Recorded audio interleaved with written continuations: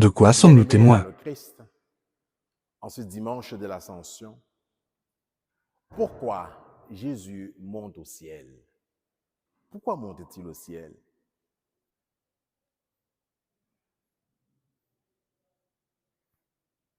Mes servants, aïe, pourquoi Jésus monte au ciel? Oh boy. Pour aller rejoindre son Père. Pourquoi Jésus monte au ciel?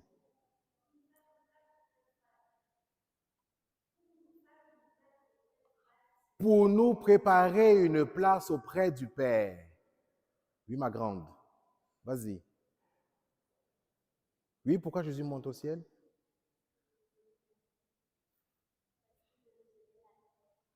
Parce que Jésus monte au ciel parce qu'il veut nous donner la paix. Quoi d'autre? Pourquoi soulignons-nous l'ascension? Ou c'est juste une fête comme ça? Oui.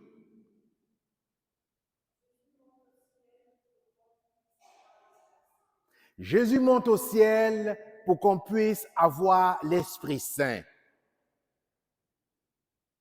Jésus monte au ciel pour qu'on puisse avoir la paix. Jésus monte au ciel pour nous préparer une place auprès de son Père. Jésus monte au ciel.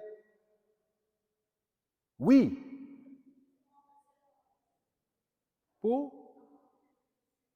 Jésus monte au ciel pour accomplir les Écritures. Mon Dieu, tu as bien retenu ta catéchèse, toi. Bravo. Oui. Et Jésus monte au ciel pour détruire le péché. Il a détruit le péché par sa mort et sa résurrection. Bien-aimés dans le Christ, Jésus monte au ciel pour que nous puissions prendre la responsabilité du royaume. Jésus monte au ciel, non pas pour nous laisser seuls, mais comme a dit notre sœur, pour nous envoyer l'Esprit Saint. Et dans la première lecture tirée du livre des Actes des Apôtres, nous avons entendu dire qu'il est monté au ciel pour nous envoyer l'Esprit Saint et pour que nous puissions être ses témoins. Jésus monte au ciel pour que nous puissions être responsables de poursuivre son œuvre, pour que nous soyons ses témoins. Mais de quoi sommes-nous appelés à être témoins? De quoi sommes-nous témoins? Nous sommes témoins de quoi? Témoins de son amour.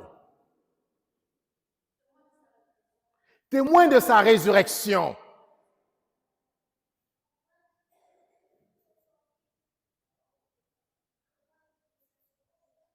Témoin de ça? De ça?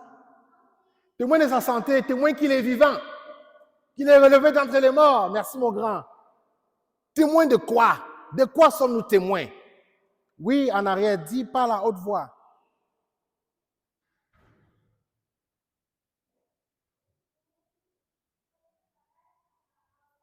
Pour que nous puissions partager sa parole. Pour que nous puissions partager sa parole. Mais nous aujourd'hui, de quoi sommes-nous témoins? Oui, madame. Nous sommes témoins de sa fidélité. Et comment? Oui. Parce que Jésus accomplit toujours ses promesses. Et nous donc, sommes-nous fidèles? Accomplissons-nous nos promesses ou les promesses de Jésus?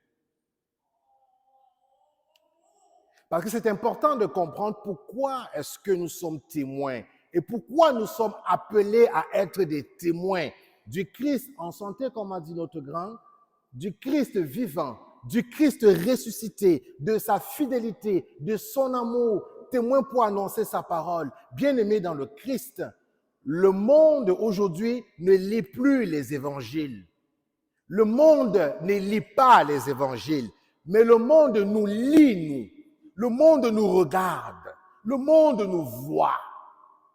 Donc si nos frères et nos sœurs dans le monde ne lisent plus les évangiles, quand ils nous voient, quand ils nous regardent, quand ils nous entendent, quand ils nous lisent, ils doivent reconnaître le Christ vivant, le Christ ressuscité, le Christ fidèle, le Christ qui nous témoigne de l'amour du Père.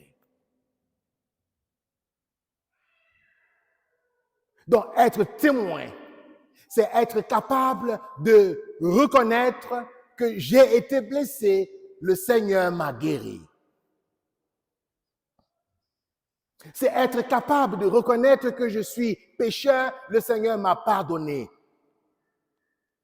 Être témoin du Christ aujourd'hui au cœur du monde, ce n'est pas être maître, enseignant, sophistiqué, meilleur, au-dessus de tous. Mais c'est être humble. C'est marcher avec celles et ceux qui souffrent. C'est reconnaître notre besoin, notre totale dépendance du Seigneur. C'est reconnaître que nous avons besoin de lui.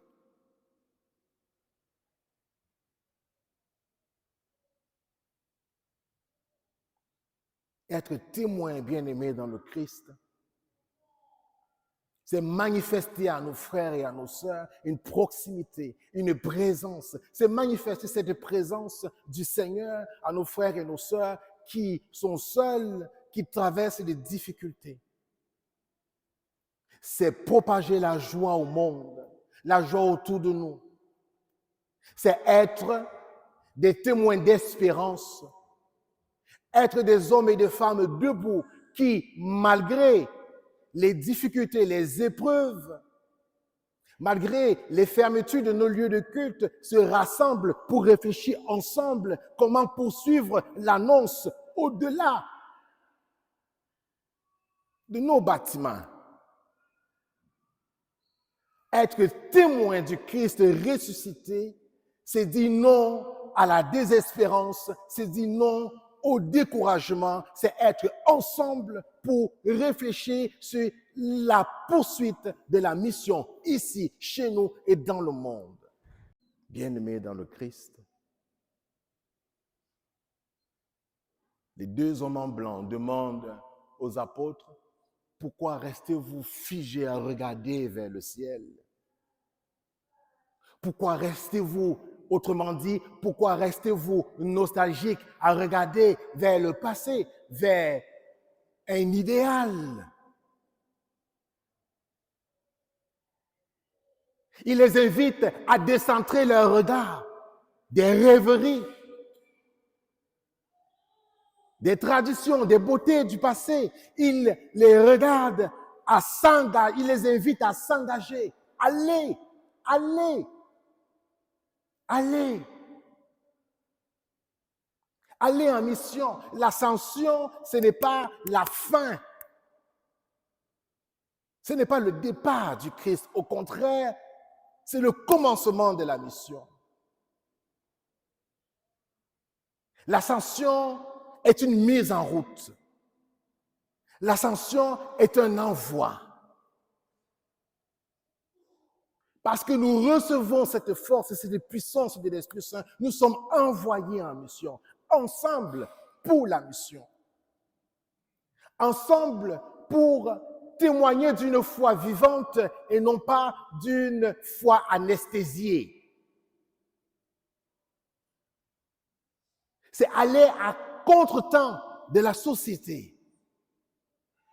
C'est aller partout où sont les hommes et les femmes de nos quartiers, de notre époque. C'est oser sortir de nos habitudes, sortir de nos conforts. C'est oser être dérangé. C'est prendre la route, prendre le chemin.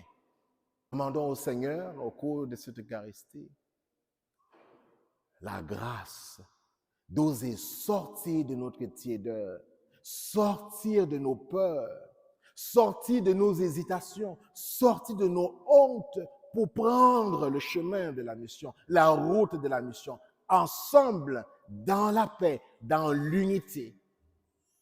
Amen.